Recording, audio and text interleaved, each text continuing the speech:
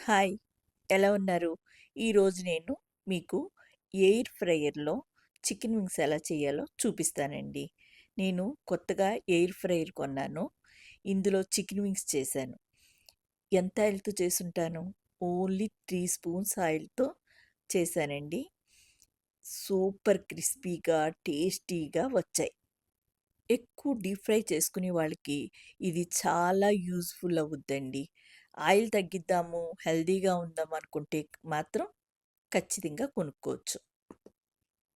ఇందులో చేస్తే స్మోక్ వస్తదని భయపడక్కర్లేదండి. స్మోక్ రావట్లేదు. స్మెల్ కూడా ఏమీ రావట్లేదు. అలాగే క్లీన్ చేయడం కూడా చాలా ఈజీ అండి. ఇంక టేస్ట్ అంటారా? మీరు ఫుల్లుగా ఆయిల్ పోసి డీప్ ఫ్రై చేస్తే ఎలా ఉంటాదో అలానే ఉంది. అలానే ఉంది అనే కంటే అంతకన్నా బావుందనే చెప్పొచ్చు. అంత బావున్నాయి. చాలా అంటే చాలా బావున్నాయండి. ఇప్పుడు ఒక చిన్న చిట్కా అండి.